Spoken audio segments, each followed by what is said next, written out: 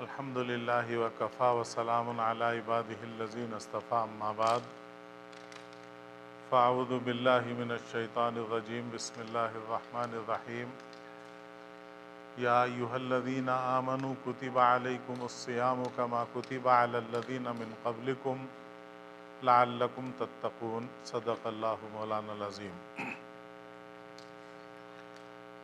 معزز سامعین، رات کافی گزر چکی ہے، کسی لمبے چوڑے بیان کا موقع ہے نہ میرے اندر اہلیت ہے۔ اپنے ان ساتھیوں کے حکم پر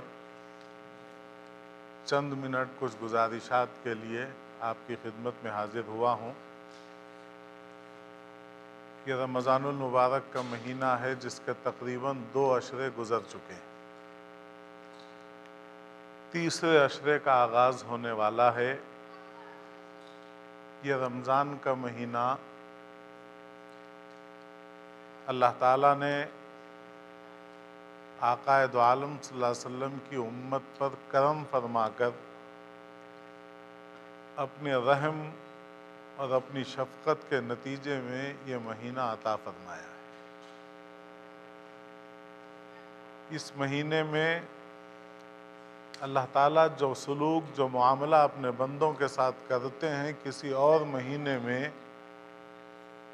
ویسا معاملہ اللہ تعالیٰ اپنے بندوں کے ساتھ نہیں فرماتے۔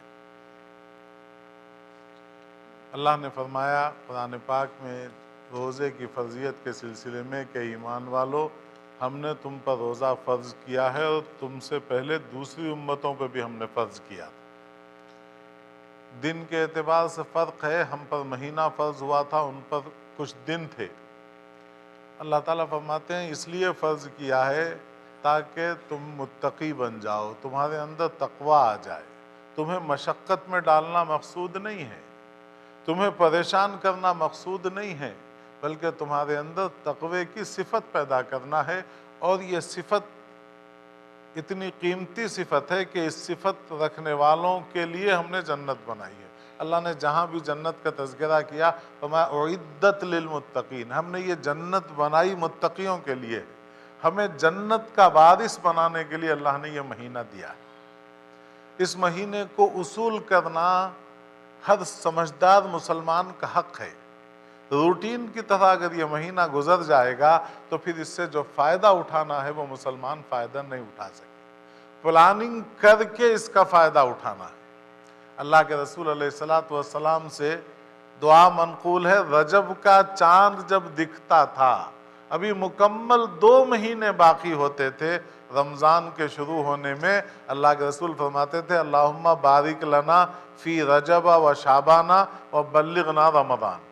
اے اللہ رجب کے مہینے میں، شعبان کے مہینے میں ہمارے لیے برکت عطا فرما، ان 2 مہینوں کو ہمارے لیے بابرکت بنا دے، اور پھر رمضان ہمیں حاصل ہو جائے، رمضان کے مہینے تک ہمیں پہنچا دیجیے۔ ایک مفہوم تو یہ ہے جو سب آدمی سمجھتے ہیں، لیکن اسی دعا میں ایک اور مضمون ہے جو چھپا ہوا ہے، وہ یہ ہے کہ اے اللہ ان 2 مہینوں میں ان اعمال کی توفیق دے، ان 2 مہینوں کو اس طرح اعمال کے اعتبار سے آپ بابرکت بنا دیں کہ پھر ہمارے لیے رمضان کا ثمرہ حاصل کرنا آسان ہو جائے۔ رمضان تک پہنچا دیجئے، کیا مطلب؟ رمضان کا جو پھل ہے، رمضان کا جو ثمرہ ہے وہ ہمیں حاصل ہو جائے۔ اور رمضان کا ثمرہ ہے اللہ کی رضا۔ 3 عمل اس ایک مہینے کے اندر اللہ نے رکھے ہیں، اور ہر عمل پر اللہ نے اپنی رضا سے کم کا فیصلہ نہیں فرمایا۔ ہر عمل پر فرمایا میری رضا تمہیں مل جائے۔ من صام رمضان ایمانا و احتسابا غفر له ما تقدم من ذنبه ومن قام رمضان غفر له ما تقدم من ذنبه۔ اور پھر شب قدر، رمضان کے روزے جو شخص ایمان اور احتساب کے ساتھ، فکر کے ساتھ رکھے گا، اللہ فرماتے ہیں اس کے سابقہ گناہوں کو معاف فرما دیں۔ اللہ رب العزت کی ناراضگی معصیت اور گناہوں کی وجہ سے ہوتی ہے۔ اللہ رب العزت ناراض ہوتا ہے گناہوں کی وجہ سے، اللہ فرماتا ہے کہ سابقہ تمام گناہوں کو بخش دوں گا، کہ مطلب راضی ہو جاؤں۔ فرمایا قیام ہے اس مہینے میں، دوسری عبادت، اس کے بارے میں بھی فرمایا اللہ کے رسول نے کہ جس نے فکر کی، قیام کی، تو اس پر اللہ پاک جو انعام دیں گے اس کے سابقہ گناہوں کو معاف فرما دیں۔ پھر تیسری عبادت اللہ نے شب قدر کی رکھی، اور اس کے بارے میں بھی حدیث میں ہے کہ جس نے شب قدر کا اہتمام کیا، شب قدر مل گئی تو اللہ پاک اس کے سابقہ گناہوں کو معاف فرما دے۔ ایک مہینے میں 3 عمل اللہ نے رکھے، ان میں سے کسی ایک کا بھی اگر ہم نے حق ادا کرنے کی کوشش کی، حق تو ادا نہیں ہوتا، حق ادا کرنے کی کوشش کی، فکر کی، جذبہ ہمارے اندر پیدا ہو گیا اس عمل کو کر کے اللہ کی رضا حاصل کرنے کا، تو اللہ پاک بیڑا پار فرما دے۔ آدمی کی اندرون کے اندر اگر کیفیت پیدا ہو جائے، فکر پیدا ہو جائے، تو پھر اللہ پاک اس کے لیے منزلیں آسان کر دیتے۔ اللہ رب العزت اعمال کو نہیں دیکھتے، اعمال کی کثرت کو نہیں دیکھتے، اللہ کے پاس دل کے جذبات اور دل کی کیفیت دیکھی جاتی۔ اللہ کے رسول علیہ السلام نے عجیب دعا ارشاد فرمائی رمضان سے متعلق، اور اگر عربی نہیں آتی تو اس دعا کو آدمی کسی اور زبان میں سمجھا بھی نہیں سکتا، اردو کا دامن تنگ ہے اور کر نہیں سکتے ترجمہ۔ اللہ کے رسول اس رمضان کے اندر اللہ رب العزت کو مخاطب کر کے دعا فرماتے تھے، اللہم ان مغفرتک اوسع من ذنوبی ورحمتک ارجا عندی من عملی۔ اللہ کے رسول فرماتے کہ اللہ، آپ کے مغفرت کے سمندر کے سامنے ہمارے گناہوں کی حیثیت کیا ہے؟ مغفرتک اوسع من ذنوبی، اس کا ایک تصور اردو میں اسی طرح بیان کیا جا سکتا ہے کہ اللہ، آپ کے مغفرت کے سمندر کے سامنے ہمارے گناہوں کی حیثیت کیا ہے؟ اور اے اللہ، جو کچھ بھی عمل رمضان کے مہینے میں روزہ، قیام اللیل، اعتکاف، شب قدر کی تلاش ہم کر رہے ہیں، تو ہمارا تکیہ ان اعمال پر نہیں ہے، ہمارا بھروسہ تو آپ کی رحمت پر ہے۔ وَرَحْمَتُكَ أَرْجَى عِنْدِي مِنْ عَمَلِي، اللہ میرے عمل پر مجھے کوئی امید نہیں ہے، مجھے تو آپ کے رحم پر بھروسہ ہے، آپ کے رحم پر امید ہے۔ یہ کیا ہے؟ آدمی کی اسی اندرون کی کیفیت کو بتانے کے لیے اللہ کے رسول نے اس دعا امت کو دی اور سکھلائی کہ آدمی کے دل کے اندر کیفیت یہ ہونی چاہیے۔ دل کے اندر اگر آدمی کے کوئی بات بس جاتی ہے، بیٹھ جاتی ہے، تو پھر زندگی میں انقلاب آتا ہے، حالات بدل جاتے ہیں۔ بہت سے واقعات ہیں، آپ نے بھی سنے ہوں گے۔ ایک واقعہ سنا کہ میں اپنی بات ختم کرتا ہوں، اس سے اندازہ ہوگا دل کی کیفیات کا اللہ کے پاس مقام کیا ہے اور اس سے ہوتا کیا ہے۔ ہم لوگ روٹین ہے ہماری، روزے بھی رکھ رہے ہیں، نماز پڑھ رہے ہیں، مگر دل کے اندر وہ جذبہ، وہ خواہش، وہ تڑپ، وہ حصول کی فکر کہ یہ مہینہ اللہ کو راضی کرنے کا ہے اور رو دھو کر کسی طرح اپنے اللہ کو منانا ہے، یہ جذبہ اندرون کے اندر پیدا ہو جائے تو پھر مسئلہ حل ہو جائے۔ بنی اسرائیل کے ایک شخص کا واقعہ ہے، آپ نے بھی بہت سو نے سنا ہوگا کہ گنہگار تھا، اور گناہوں کی نحوست گنہگار ہی نہیں بلکہ اطراف میں رہنے والوں کو بھی پہنچتی ہے۔ دیندار لوگ تھے، حضرت موسیٰ کے صحابہ تھے، انہوں نے اسے منع کیا کہ بھی تو ہمارے درمیان رہتا ہے، تو گناہ کرتا ہے، اللہ سے بغاوت کرتا ہے، نافرمانی کرتا ہے۔ وہ نہیں مانا تو اسے لوگوں نے وارننگ دی کہ اگر تو اب گناہوں سے نہیں بچے گا تو تجھے بستی سے نکال دیں گے۔ گناہوں کا عادی تھا، نہیں اس نے چھوڑا، پوری بستی نے مل کر اسے باہر کر دیا، شہر بدر کر دیا، چلا گیا جنگل میں، کوئی آبادی نہیں، بستی سے نکال دیا، جنگل میں جا کے پڑ گیا۔ کچھ دن رہا، بیمار پڑ گیا۔ جب اسے احساس ہوا کہ اب مر جاؤں گا، نہیں بچوں گا اس بیماری میں، تو اس نے اللہ سے خطاب کیا، اللہ سے دعا مانگی دعا کیا مانگی؟ دعا کیا مانگی اللہ سے؟ اس نے کہا کہ اللہ اس ویرانے میں، جنگل میں پڑا ہوا ہوں، آپ کے علاوہ کوئی ہے نہیں میرا، لوگوں نے نکال دیا،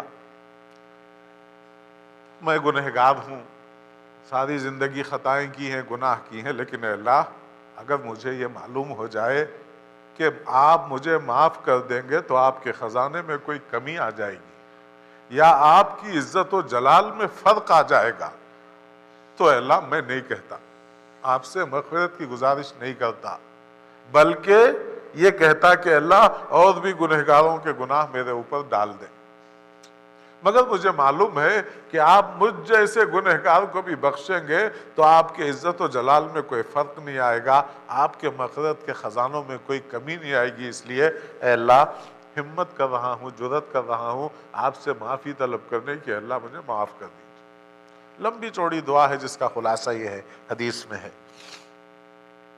اللہ تعالیٰ نے حضرت موسیٰ علیہ السلام کے پاس وحی بھیجی کہ موسیٰ ہمارا ایک بندہ فلاں جگہ انتقال کر گیا ہے، آپ جائیے اسے نہلائیے، اسے کفن دیجیے، اسے دفن کیجیے اور اعلان کر دیجیے بنی اسرائیل میں کہ جو اس کی نماز جنازہ پڑھے گا اللہ تعالیٰ اسے بخش دے گا۔ حضرت موسیٰ نے اعلان کر دیا، بنی اسرائیل کے جتنے لوگ تھے، حضرت موسیٰ کے صحابہ تھے، وہ سب مغفرت کی طلب میں پہنچے، وہاں گئے، جب وہ دیکھا تو انہیں سمجھ میں نہیں آیا، بولے ارے یہ تو وہ گنہگار ہے جسے ہم نے بستی سے نکال دیا تھا، ایک طرف گناہوں کا اس کی یہ حال ہے اور ایک طرف مسئلہ یہ ہے کہ مر گیا تو نبی وقت کو حکم ہو رہا ہے وحی کے ذریعے اسے نہلائیے، کفنائیے، دفن کیجیے اور جو اس کی نماز جنازہ پڑھے گا اسے اس کی بخشش ہو جائے گی۔ انہوں نے حضرت موسیٰ علیہ السلام سے کہا کہ اے موسیٰ یہ تو ہماری بستی کا وہ آدمی ہے جسے ہم نے نکال دیا تھا اس کے گناہوں کے سبب، یہ ماجرا کیا ہے ہمیں سمجھ میں نہیں آیا۔ حضرت موسیٰ علیہ السلام نے اللہ سے پوچھا کہ اللہ یہ کیا معاملہ ہے، یہ آدمی ایسا تھا اور اس کے ساتھ یہ معاملہ ہے؟ تو اللہ تعالیٰ نے حضرت موسیٰ سے فرمایا کہ موسیٰ اس نے ان الفاظ کے ساتھ مجھ سے دعا کی ہے، میری عزت و جلال کی قسم اس نے ان الفاظ کے ساتھ اپنی مغفرت کے لیے اس نے مجھ سے دعا کی اور مطالبہ کیا، میرے عزت و جلال کی قسم اگر ان الفاظ کی دعا کے بعد اگر وہ پوری بنی اسرائیل کی مغفرت مانگتا تو میں معاف کر دیتا۔ تو میرے بھائی اندرون کے اندر جذبہ پیدا ہونا چاہیے، اس مہینے کے اندر، اس مہینے کا جو ثمرہ ہے اللہ کی رضا، اس کے حاصل کرنے کی فکر کرنی چاہیے۔ اس میں اتنا آسان ہے، اتنا آسان ہے اللہ کو منانا اور راضی کرنا کہ اگر اس مہینے میں کسی نے فکر نہیں کی تو پھر وہ بد نصیب ہے، ہلاک ہونے والا ہے، اس لیے کہ اس کے بارے میں اللہ کے رسول نے رمضان کے مہینے میں ممبر پر چڑھتے ہوئے حضرت جبرائیل کی بد دعا پر آمین کہیے۔ اس بد دعا میں یہی ہے کہ جسے رمضان کا مہینہ ملے اور اپنے اللہ کو راضی نہ کرے۔ اتنا ایزی ہے، اتنا ایزی ہے، اتنا ایزی ہے اللہ کو راضی کرنا کہ اگر کسی نے اس مہینے میں بھی اللہ کو راضی نہیں کیا تو وہ اللہ کی رحمت سے دور ہو، برباد ہو، ہلاک ہو۔ حضرت جبرائیل بد دعا کرتے ہیں، اللہ کے رسول آمین۔ رمضان ختم ہوگا تو پھر مسلمان دو طبقوں میں تقسیم ہو جائیں گے، ایک وہ طبقہ ہوگا جس نے فائدہ اٹھایا اور اس مہینے میں اللہ کو راضی کر لیا، اللہ کی رضا حاصل کر لی، اور وہ لوگ بد نصیب ہیں جنہوں نے اس مہینے میں اللہ کے رضا کے حصول کی فکر نہیں کی اور اس سے محروم رہے۔ اللہ مجھے اور آپ کو اس مہینے اس کا وہ جو فائدہ ہے اس کے حاصل کرنے کی توفیق عطا فرمائے، اور یہ آخری 10 دن تو اسی فکر کے ہیں۔ آدمی کو چین نہ آئے جب تک وہ اپنے اللہ کو رو دھو کے منا نہ لے، اور لکھا ہے اللہ والوں نے کہ دعا کی قبولیت کی ایک علامت یہ ہے کہ دل میں اطمینان نصیب ہو جاتا ہے، آدمی کے دل میں اطمینان نصیب ہو جاتا ہے، اس کا دل بولتا ہے اللہ نے مجھے معاف کر دیا۔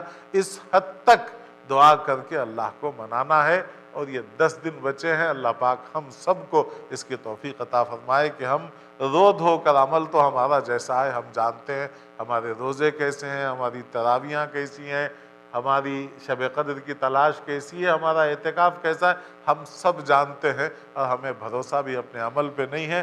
اللہ کی رحمت پہ بھروسہ کر کے رو دھو کے کہ اللہ ہم سے کچھ نہیں ہو سکا۔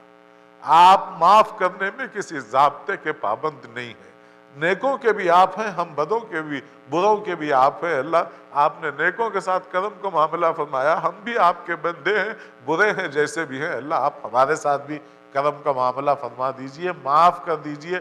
رو دھو کر اگر ہم نے اپنے اللہ کو اس مہینے میں منا لیا تو ہم نے اس رمضان سے فائدہ اٹھایا اور اس رمضان کا پھل ہمیں ملا۔ اللہ پاک مجھے بھی توفیق عطا فرمائے، آپ کو بھی توفیق عطا فرمائے۔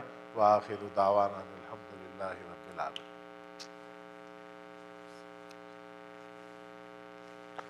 جزاک اللہ۔